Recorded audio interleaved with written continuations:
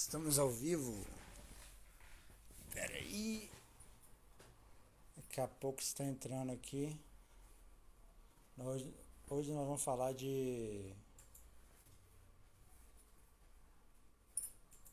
Hook.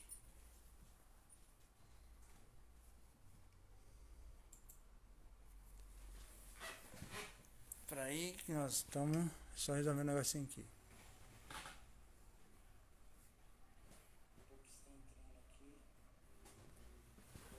Hoje nós vamos falar de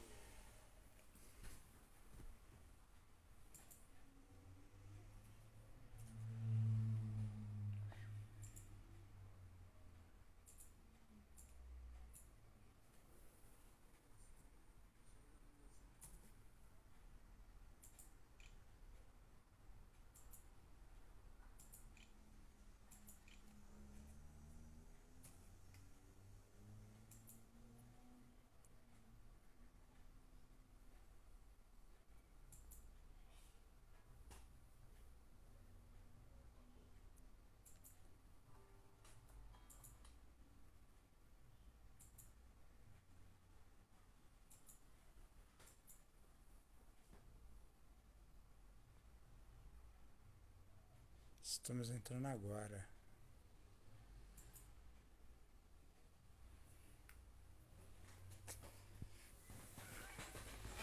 É isso aí, agora vamos começar a live.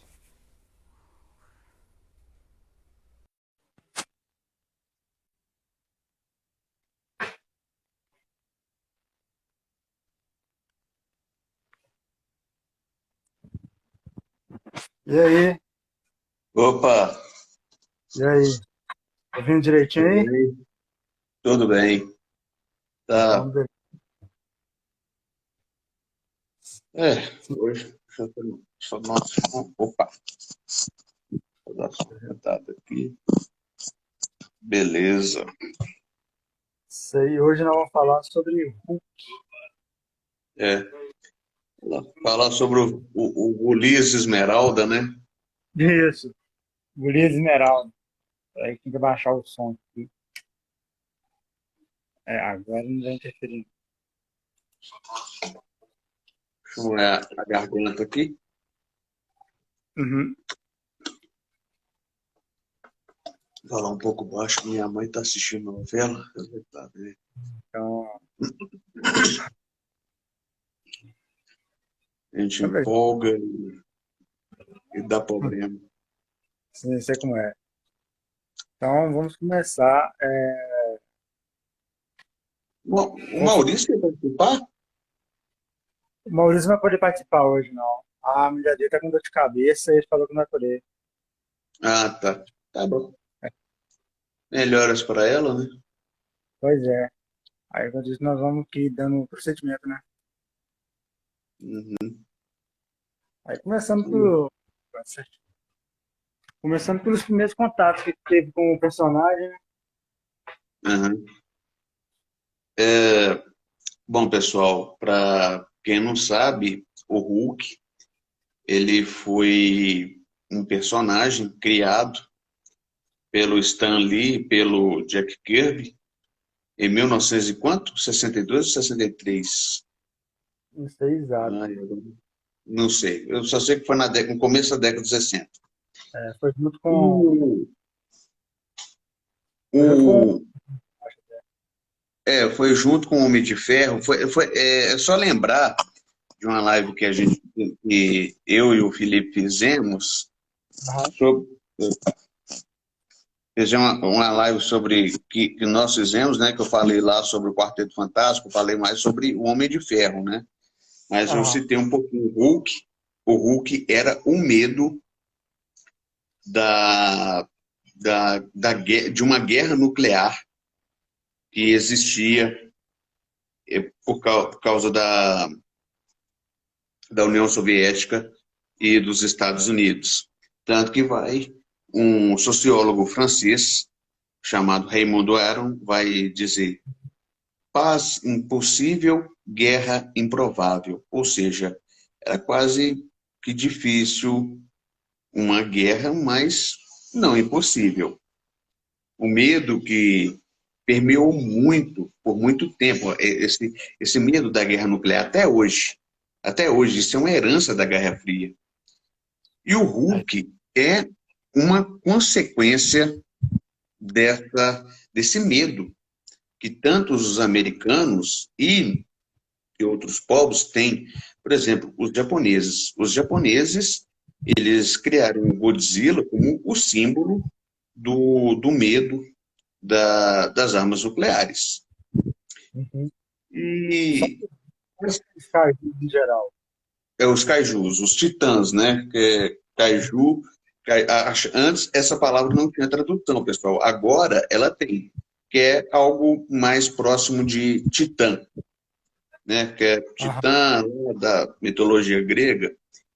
E eu acho muito, muito engraçado, porque é a questão da monstruosidade no Incrível Hulk. Porque o Incrível Hulk, ele foi baseado na cultura greco-romana. A gente pode citar aí o Frankenstein, da Mary Shelley, e o Mr. Jack e o Dr. Hyde, do Stevenson, do Robert Louis Stevenson, que eles trabalhavam mais assim. A Mary Shelley, ela faz uma crítica ao cientificismo da época, faz uma crítica à ciência, e o Stevenson, ele faz uma crítica à dualidade ser humano, entre o que é ser bom ou ser mal. Eu sempre vi o romance do Stevenson mais como algo sociológico, né? Porque o cara tomava uns xarope lá e ficava meio doidão e ele queria separar o bem do mal, mas eu acho que isso é praticamente impossível, né? Exatamente.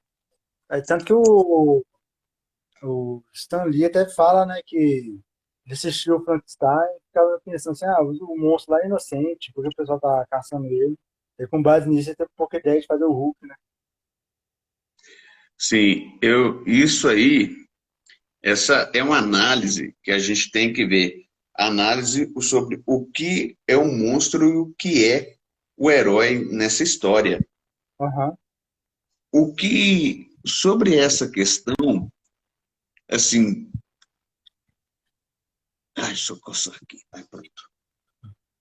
A gente pode analisar duas coisas. Eu estou aqui com uma colinha, né, porque eu escrevi um roteirinho aqui, mas só para não ficar muito perdido.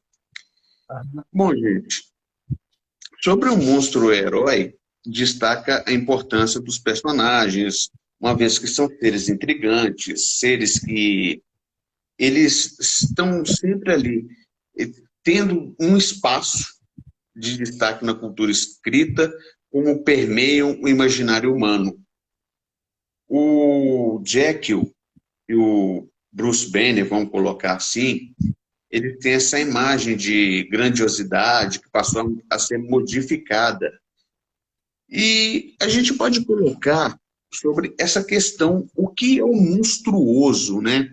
Isso deixou de ser um adjetivo para o nosso medo de desconhecido, daquilo que a gente não sabe, do que fará conosco. E aí, então, eu vejo que isso é uma condição metafórica para o lado obscuro do ser humano. A gente vê aí os cenários como as guerras internacionais, nacionais, atrocidades, assassinatos, genocídios, segregação social, exploração, todos os diversos tipos de tráfico. Isso configura sobre uma face do monstruoso do contemporâneo, né? E isso me lembra um livro que eu li, eu li uns pedaços dele, que é o do Júlio Gerra, que é o Monstros e Monstruosidades na Literatura. Ele faz uma breve síntese do que é monstro. E eu peguei um pedacinho aqui, que é a manifestação da degeneração do homem na sociedade. Ele afirma que os monstros corporificam tudo que é perigoso e horrível na experiência humana. eles nos ajudam a entender e organizar o caos da natureza e o nosso próprio. Nas mais antigas e diversas mitologias, o monstro aparece como símbolo da relação de estranheza entre nós e o mundo que nos cerca. Como obras clássicas como Os Irmãos Grimm, até estudos psicológicos recentes mostram a variedade e o poder da criatura má e imaginária como metáfora cultural e artifício literário.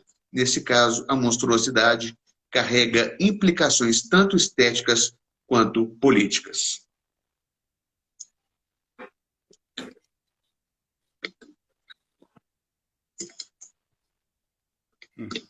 Realmente. E aí, o Hulk, ele não fica por trás. O Hulk era, na década de 60, ele simbolizava esse medo da guerra. Como eu havia dito naquela live do Homem de Ferro, ele simbolizava essa guerra, esse medo de uma guerra nuclear e suas consequências.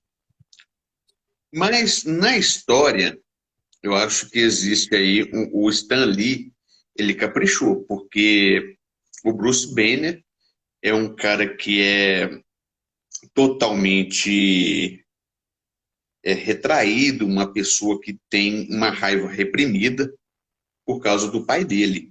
O pai dele era o diabo em forma de pessoa. Era um sujeito alcoólatra, violento, matou a própria mãe e ele foi preso. Depois disso, o Bruce vai para vai ser criado lá com a tia dele e ele vai guardando isso. E ele sempre tem uma história que conta essa coisa assim, o que é o Hulk. O Bruce Banner já tinha aquela, eu esqueci a história, gente. É uma história que aparece uma estrela, um monstro, vê ele como um monstro, e uma mãe. Eu acho que é isso que tem. A mãe dele, o Bruce, ele via como uma pessoa reconfortante, o pai dele, um monstro, e tinha uma estrela. Essa estrela, a mãe dele fez. Eu esqueci o nome da história. É uma história mais Gente, antiga? é uma história mais antiga, é uma história da década de 80, mais ou menos. Eu esqueci, me fala a história porque o Hulk. O Hulk, gente, se você pegar o Hulk do Ang Lee de 2003, se você fizer uma análise psicológica do Hulk, ele balança um tanque como se fosse um chocalho de bebê. É como se fosse o Hulk, ele é o id, é o nosso id, né, psicologicamente falando, e ele vai colocando aí o quê? O Hulk, ele é um ser totalmente inocente. Mas, mesmo assim, devido a esse passado traumático, esse problema familiar, que acontece em todos os lugares do mundo, né? O pai que tem um ciúme exagerado, que é alcoólatra. Bom, gente, eu já vi isso acontecer. Quando eu dava aula, eu dei aula em Contagem. Eu vi isso acontecer e, infelizmente, é doloroso, porque a menina precisou de terapia, precisou de terapia psicológica durante 3, 4 anos, por causa do pai violento, o pai alcoólatra, o pai tinha um ciúme doentio dos filhos, porque a mulher dava mais atenção, e é isso, é família desestruturada. E isso no Stan Lee, eu admiro muito. O cara sabia fazer uma leitura sociológica perfeita, uma análise de conjuntura perfeita da sociedade como um todo, a sociedade norte-americana, que não era aquilo que Hollywood mostrava. E ele colocou aí, né, por carregar essas qualidades virtuosas, O que que o Hulk é? O Hulk é uma manifestação personalística do Bruce Banner. O Bruce Banner é, é uma pessoa, o Hulk é outra personalidade, é aquela raiva reprimida dele. Aquela raiva que ele ficou durante anos e ele solta. E tem aí que isso é uma figura arquétipica, né? Porque o que foi a figura arquétipica? O Dr. Jekyll é o lado bom, o Hulk é o lado mal, mas só que não é um lado mal como muita gente pensa, como uma ameaça. A gente vê o Hulk é como o valor da ciência norte-americana. Ele é o personagem que, ao invés de ser mal, ele é herói, ele vai lá, salva, ele quer ter um contato com a natureza. E Aham.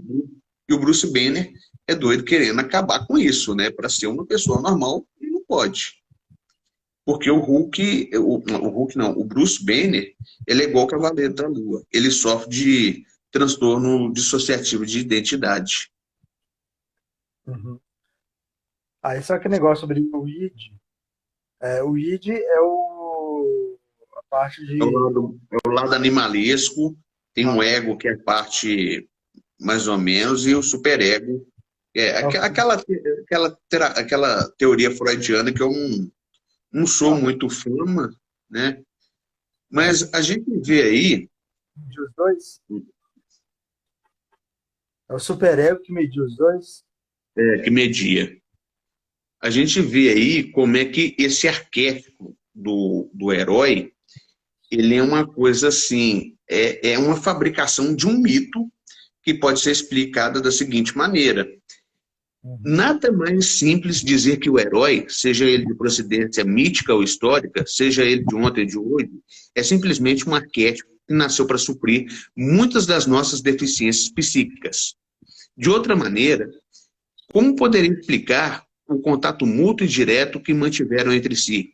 Da Babilônia às tribos africanas, os índios norte-americanos aos gregos, os galeses, dos gauleses aos incas peruanos, todos os heróis, descontados fatores sociais e culturais, têm o mesmo perfil e se encaixam no modelo exemplar. Isso aí que é do livro do Junito de Souza Brandão, né? Que ele fala sobre essa questão da fabricação da mitologia. E com o Hulk não é diferente. O Hulk, ele é um indivíduo que, ao mesmo tempo, é um coletivo. Ele funciona como uma representação de um sentimento de grandiosidade, do medo. É como se fosse o Godzilla da Marvel, mas só Uhum. que é algo muito mais bem trabalhado. Antes como é que ele transforma? Ele transformava à noite, ele era cinza, depois ele se torna verde. Mas isso é outra história que eu vou contar mais para frente. Aham. Uma das coisas que o Hulk vai fazendo aí, onde quer que seja o local que ele faça seu habitat natural, ele vai criando as suas raízes, né? Um ponto de origem passa a ser um consenso entre os estudiosos, seja ele de literatura e o dos mitos. O surgimento dessas incríveis e grotescas tem base na mitologia. Por exemplo, o Hulk, ele gosta de ficar no ar livre, em frente à natureza. O Bruce Banner não, é o contrário. Ele é urbano. Em todas as histórias da Marvel, a gente vê o Hulk no quê? No meio da floresta, porque ele não se encaixa na sociedade.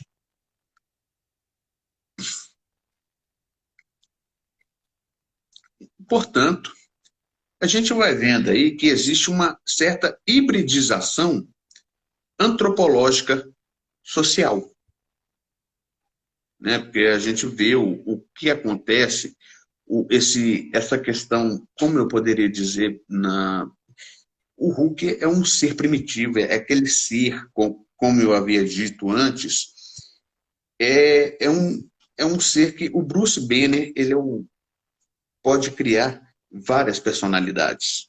No UCM, Universo Cinematográfico da Marvel, criaram o Professor Hulk, aquele Hulk que é dos Vingadores de 2014, 2012, né? Que é aquela versão mais monstruosa. Gente, até hoje, o melhor Hulk, que para mim, foi o do Edward Norton. Acho que o do Mark Ruffalo não tem tanta graça assim. Que no caso seria mais como se fosse o mesmo do Marco Ruffalo, né? Só que trocou ator, trocou diferente do Professor Hulk, que já é uma outra pegada mesmo. O Professor Hulk é uma das personalidades, né? Uma das personalidades do Hulk. É uma mistura de Bruce Banner com Hulk. E ele é um cara inteligente, mas tem a força do Hulk, só que ele é menos forte que o Hulk, né? Aham, Aquele é, Hulk explosivo. mais Mas falando explosivo, né? nesse negócio de várias personalidades do Bruce Banner, através do Hulk, nos quadrinhos nós temos até mais, né? Nós temos o Hulk clássico, que é aquele Hulk infantil, o Professor Hulk, e no Hulk do CM, o Professor Hulk é o Banner no próprio Hulk mesmo, né? O Professor Hulk é Uhum. uma outra personalidade, no caso, né? Nós temos É, o Tirateima, que é o Hulk cinza. o senhor Tiratema, porque eu acho que é aí que foi uma sacada de mestre. Por quê? O Hulk era para ser cinza. Não Aham. foi por causa de problemas gráficos. Aí o pessoal foi lá, sugeriu, usa o verde. E verde ficou. A partir daí, com a evolução das máquinas, né, e as cores, deu para ver, o senhor Tirateima, ele é uma versão, era para ser a versão original do Hulk, só que eles transformaram esse Hulk cinza num Hulk mais inteligente, só que menos fraco. Só que um pouquinho fraco que o Hulk verde. O que ele tem de inteligência, ele não tem, ele não compensa com a força. Ele vai trabalhar em Las Vegas, tanto que ele é conhecido como o senhor Tiratema, né? Ele, não sei se ele vai ser da máfia, mas o que eles colocaram? Eles colocaram o Bruce Banner como uma pessoa que adorava filmes de máfia. Aí ele foi moldando essa personalidade. Foi uma sacada de mestre dos autores. É.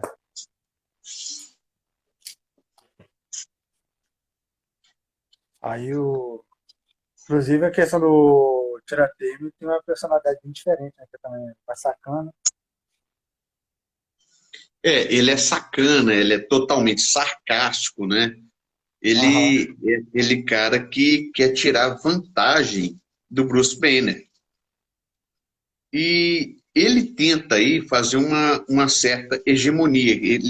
Ele quer ter uma certa hegemonia sobre o corpo e a mente do Bruce Banner. Isso que é uma coisa extremamente engraçada.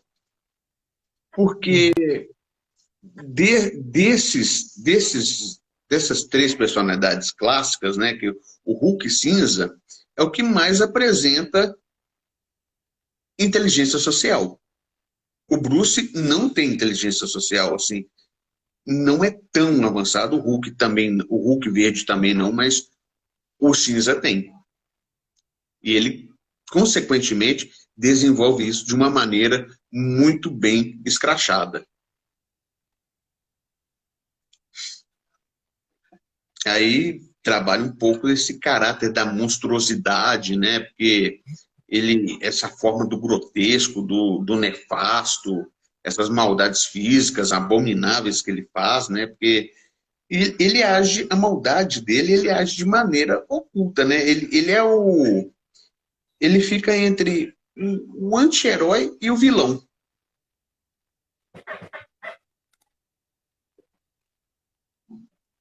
Uhum. Aí relação do Hulk verde tem mais de uma personalidade também, né? Tem. Ele tem, assim, vai explorando as personalidades. Uhum. E, e aí vai colocando assim. Mas eu vejo isso, é a questão da maldade social. Aham. É a maldade social que eles vão desenvolvendo. O que os autores vão colocando, os autores do Hulk vão colocando durante os anos, é a maldade social, mas não no Hulk, mas sim nos que perseguem o Hulk, como o Thunderbolt Ross. Uhum. Aquela relação de estranheza entre ele e o mundo que o cerca, né? Porque o Hulk tem essa relação de estranheza. O Thunderbolt Ross, ele é um cara que quer perseguir o Hulk a todo instante. É uma coisa Aí muito tem doida, né? É como se fosse quase um fanatismo religioso. Aham. Isso é verdade. Aí tem o Dr. Samson, né? Que viu o terapeuta do Hulk. Ele virou, foi até bom ter falado dele, que o Dr. Samson, ele pegou os poderes dele tanto quando o Hulk estava se destransformando, ele estava virando o Bruce Banner de novo. Ele absorveu metade dos poderes dele. É uma coisa muito, muito engraçada. Ui. Nossa. Eu vou trabalhando aqui essa temática, né? Porque essa temática, gente, ela tem muita coisa assim, e se a gente adentrar sobre a questão religiosa, a concepção sobre o mal, às vezes perpassa a filosofia, como a moralidade, a sabedoria. Isso vai me lembrar um pouco Emile Cioran, né? Que o Emile Cioran, ele é um dos que mais trabalha sobre essa questão do pessimismo antropológico, a questão do niilismo, o que que é o Hulk, o que que é o Hulk, o que que é o mal a ser combatido.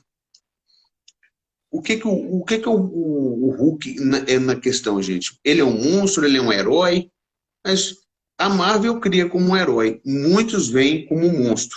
É uma coisa extremamente, assim, um ato dúbio que deixa muita gente pensando, com a pulga atrás da orelha.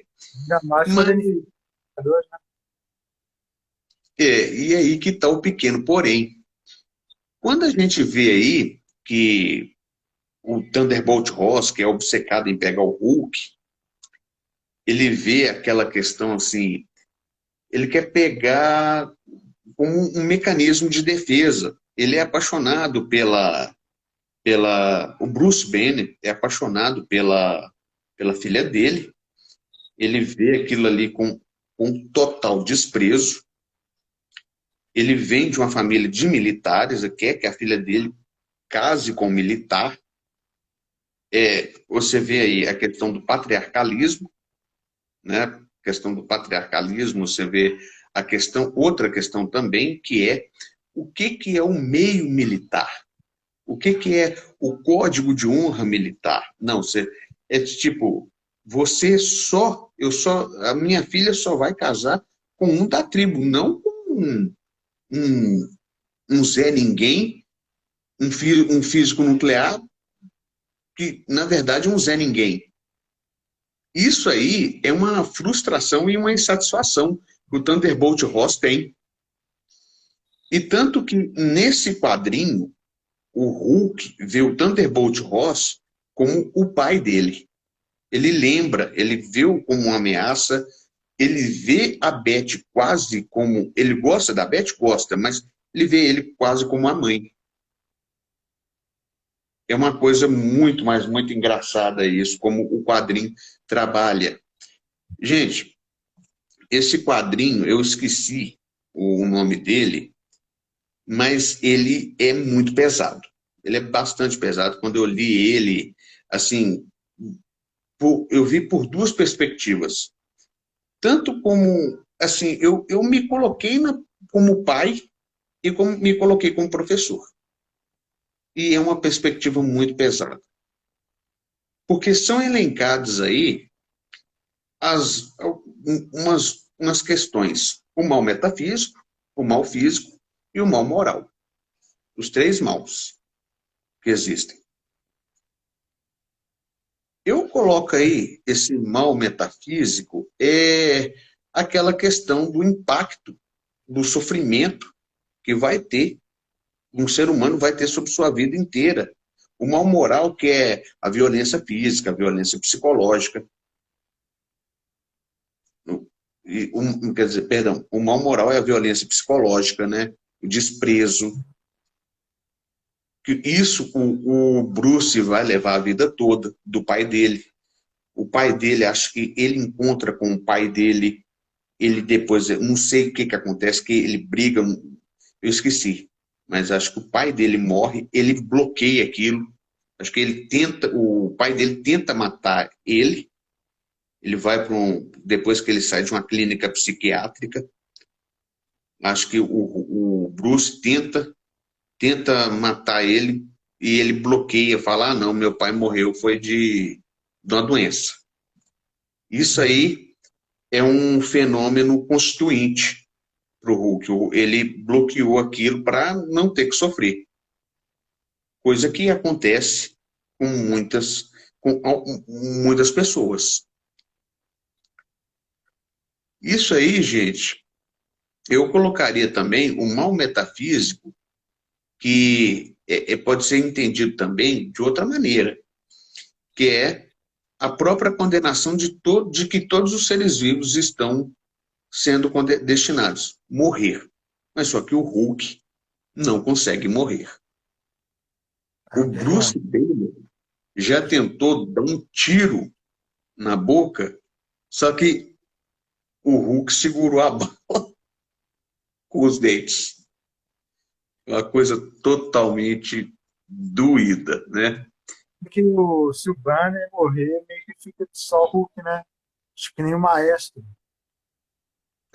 Eu acho que, mas aí acho que tem até uma história onde o Hulk, o Bruto, assim, ou aconteceu, não sei se aconteceu uma guerra nuclear, só sobrou o Banner. O Banner tá velho, ele quer morrer, e o Hulk, ele se atira, só que ele transforma em Hulk, e o Hulk tenta bloquear o Banner na mente, para ele viver o resto da vida.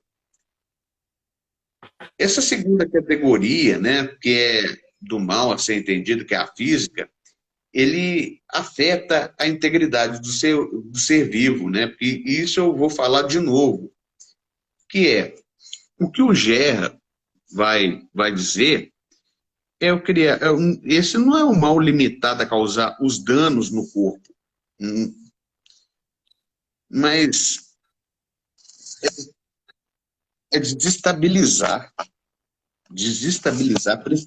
confundir, destruir, enlouquecer.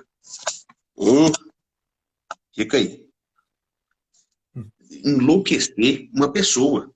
E o Bruce passa por esse processo. Ele passa assim por de privar, ele sempre está se privando, ele está evitando a sociedade como um todo. E, contudo, ele tem que forçar a uma adaptação. Porque a falta de dinheiro, porque é um mal físico que ele tem por causa do Hulk. Lembra dos filmes do Bill Bixby? Qual filme? Quando o Hulk era feito pelo Lou Ferrigno. Eu sei. Já vi uns. A Fé do Incrível Hulk. Gente, ela é antiga, ela é da década de 70, 80 mais ou menos, né? Porque ele é um mal físico que afeta muito o Bruce Banner. Bruce Banner está sempre procurando trabalho. Acho que ali é uma coisa, trabalha bem essa questão. Tem um episódio que eu achei ele extremamente simbólico. Tinha um garoto que sofria violência, maus tratos do pai. O pai dele batia nele pra caramba. O Bruce Banner tenta defender esse garoto, o cara tira a correia. Gente, naquela época, né? Naquela época era o politicamente correto imperava.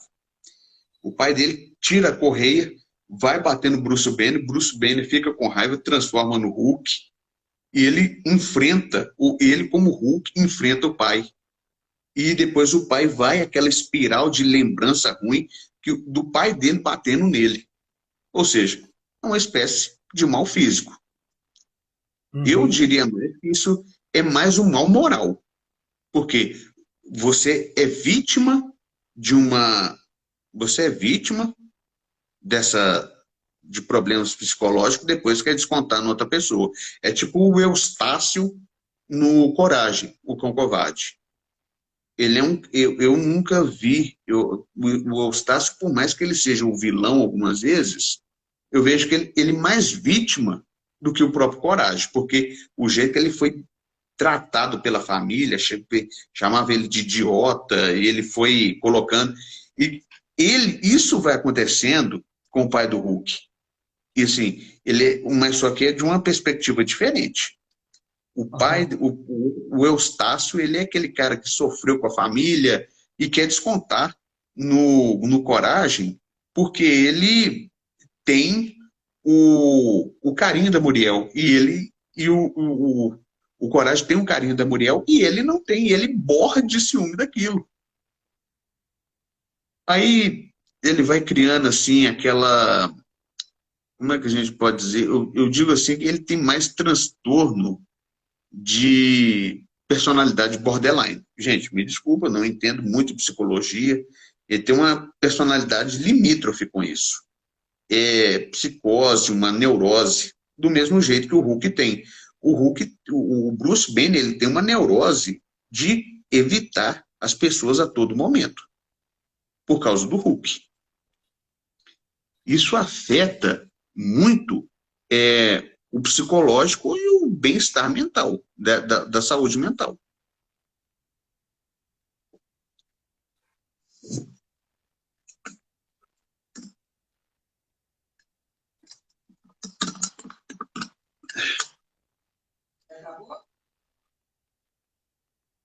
Só mesmo.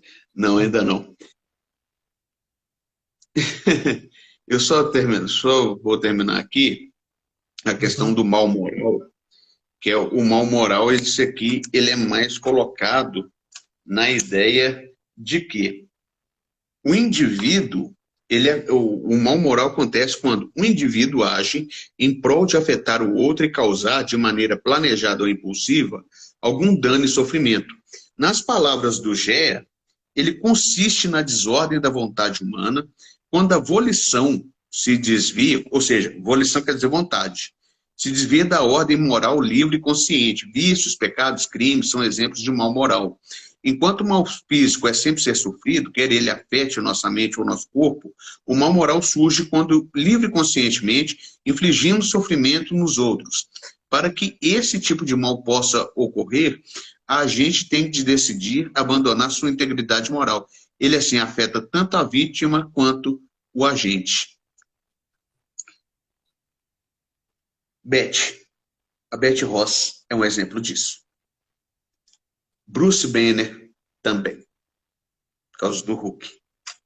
Uhum. Eu acho muito engraçado isso, porque ele tem, assim, aquela parte não acessada e reprimida do ser humano. Eu vejo como o lado primitivo e feroz do Hulk, que é uma criança impulsiva que quer destruir tudo, e depois o Hulk clássico, né? Depois aparecem muitas outras É. personalidades. E esses monstros aí passam a tomar voz, corpo, mente, e, ora, coexistem tranquilamente, como o professor Hulk. O professor Hulk que tem a inteligência do Banner e o corpo do Hulk, né? Até aí, o código de funcionamento atesta que os indivíduos do grupo são desse jeito, fazem as coisas dessa maneira, e vai acontecendo. Olha como é muito engraçado essas monstruosidades. Essas monstruosidades, elas são muito bem trabalhadas na Marvel. O Hulk foi um dos principais nomes, um dos principais seres que foram trabalhada a questão da monstruosidade sociológica. Uhum. Né?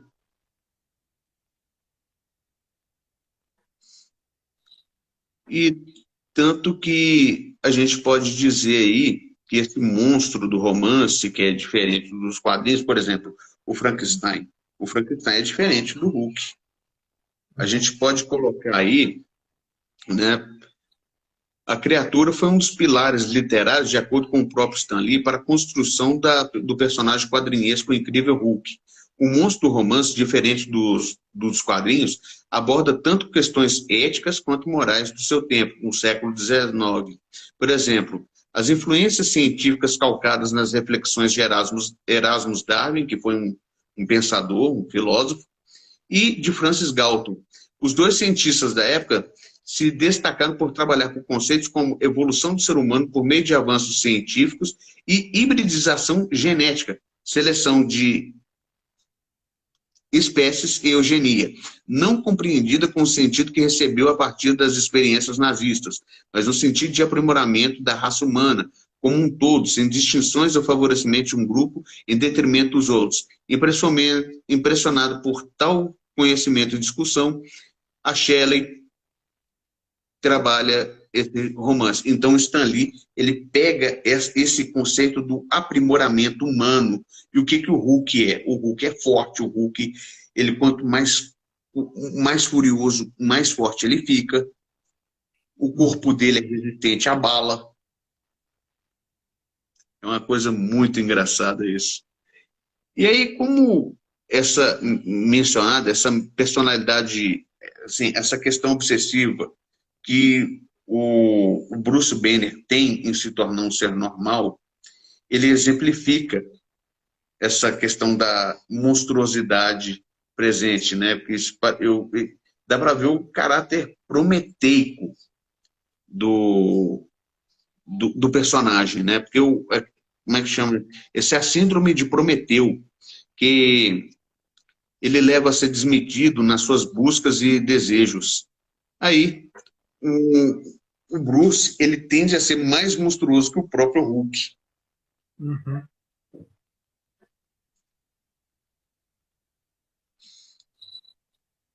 Alguma pergunta? Não, acho que só um bom para em paralelo também com o próprio Mr. Right, né? Porque o Mr. Hyde, ele aparece nos quadrinhos da Marvel também, encarando o Hulk. É, isso é uma questão mais híbrida, né? Aham. Porque essa híbris, ela passa a ser mais ampliada. A questão deixa de afligir o indivíduo, por exemplo, é o Calvin Zabo, né? Que eu acho que é o nome dele. Aí ele transforma no Mr. Hyde, e ele é o cara que ele ultrapassa as fronteiras tanto moral e social. Essas fronteiras que eu vejo que isso, na questão do Mr. Hyde da Marvel, acontece. Na questão do Hulk, não. Isso aí é por meio de uma representação estética, de uma visão deturpada, que algumas pessoas vão ter quando leem esses quadrinhos, acontece isso, né?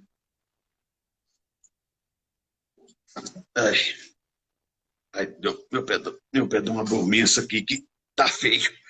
Ui, Não, tá tranquilo. agora. Tem que dar aquela É, esticada. tem que dar uma esticadinha aqui. E aí, essa afetação psicológica, eu acho muito engraçada, porque esse estilo melancólico que transforma o Bruce Banner num fantoche dos seus sentimentos, que aprisiona no próprio corpo, adoecendo e derrubando ele numa profunda depressão. Isso é uma coisa, assim, muito engraçada. Tanto que, na questão do Mr. Jekyll, do Jekyll e Mr. Hyde, a gente vê como o Hulk, ele é a questão do seu demônio interno. Aquilo que a gente sempre tem, né? Aquela personalidade, aquela versão sombria e impiedosa que nós temos. Por mais que em Frankenstein a criatura representa frustração e incômodo, bem como o delírio, uma busca grandiloquente por poder, isso aí é uma disputa, é um conflito constante com o cientista, né, que possui um eu interno. Entretanto, nem sempre o monstro nasce do contato entre a ciência e a ausência de moral, que é uma criatura externa, mas pode emergir os demônios internos, ou seja, o mal interior. Sendo assim, o mal pode ser visto como uma força consistente parasitária, cujo habitat reside na mente de cada indivíduo que pode fazer presente. E isso aí pega muito na questão do médico e o monstro, né? Que é um monstro interno reelaborado como o incrível Hulk. E tem nessa relação entre o mal e as suas configurações.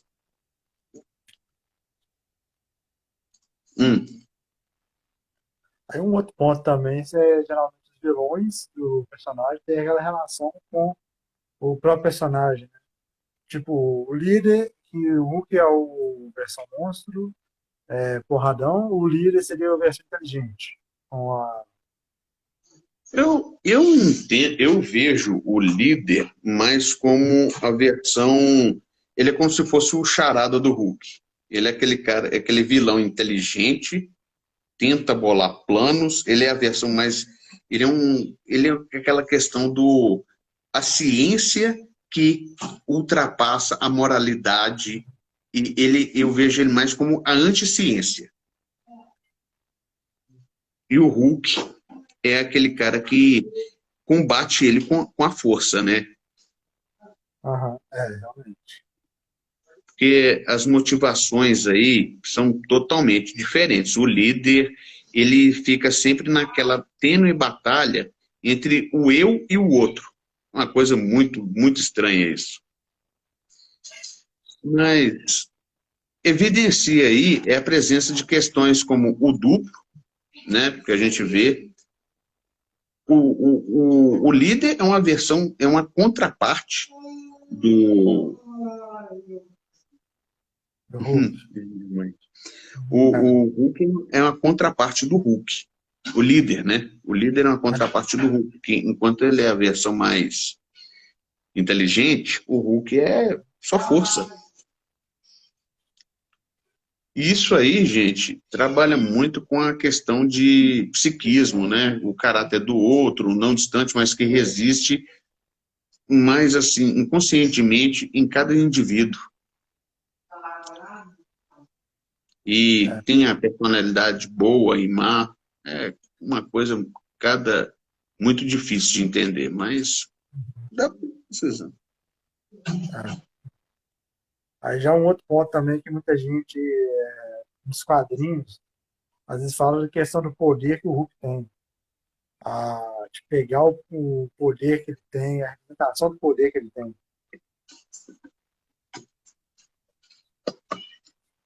É a tendência, né? A tendência em ser exigente em si mesmo, isso aí, a gente pode ver que, na verdade, os defeitos é que causam essa questão. Os defeitos, tanto do Banner quanto do Hulk. E daí Tem até, o lado bom e moral e o lado monstruoso. Por exemplo, o Hulk, embora ele seja um monstro, ele tem um lado bom e moral. E o Banner também. sim, Aí, essa é a personalidade regida pelo rigoroso ego, que é liberada pelo monstruoso id. tem um ponto também que o Ross até fica assim, nós temos aquele poder todo nas mãos do cientista. Como se tivesse o problema não é o Hulk, o problema é aonde que o Hulk está, sabe? Com quem o Hulk está. Isso aí, a energia, assim, o que eu vejo, a fórmula passa a ser o objeto, né? Como um fator externo que atinge o cientista e o modifica. O Incrível Hulk, enquanto o Mr. Jekyll e o Mr. Hyde é sei lá, uma porção, um remédio, o Incrível Hulk é a radiação gama. E aí que está uma questão. Essa energia e objeto que transgride o indivíduo e o torna duplo e posteriormente múltiplo é a cisão entre Ben e Hulk, e não se limita que o externo provoca no personagem, mas leva em consideração outros fatores que são internos no cientista, quando um conjunto de emoções controversas, em especial a raiva e os traumas e os conflitos. Isso aí que pode ser bem observado na relação entre Bruce Jack, Hulk Hyde, refere à construção física e corporal dos personagens. E se ressaltar o ponto da manifestação visual da monstruosidade, a gente pode ver a relação do mal interior. A forma física se torna tão assustadora e repulsiva quanto a questão dos atos. Uhum. Isso aí, gente, vale sobre a questão assim, é, um, é o descontrole psicoemocional.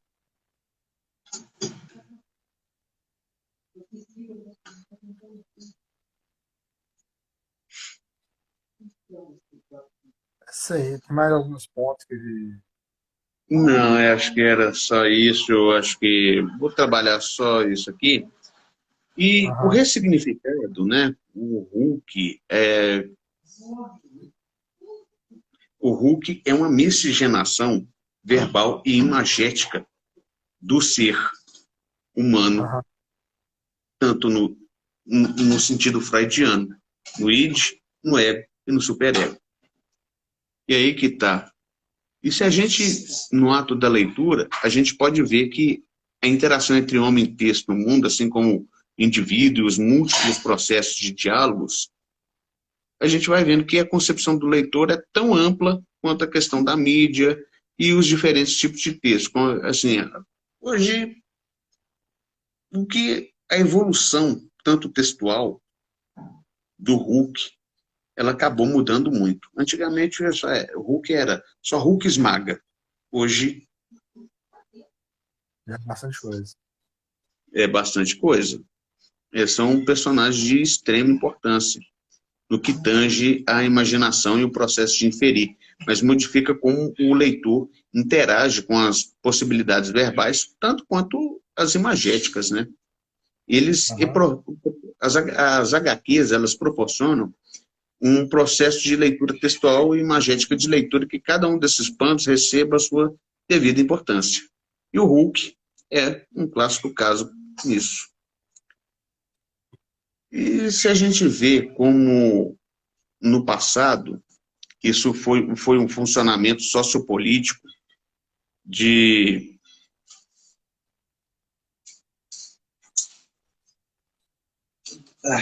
Só para tirar o gato aqui.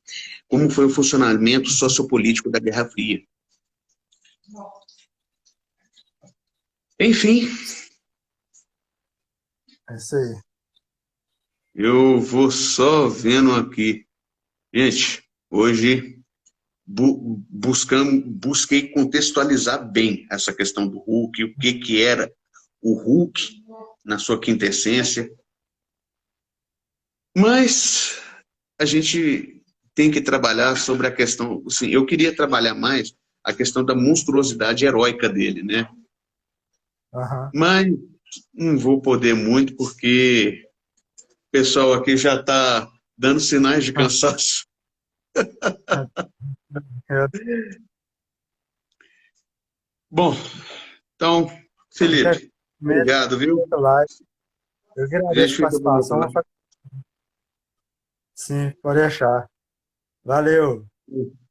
Oi, gente, bom dia, boa tarde, boa noite. Aquele abraço. Tchau. Até a próxima.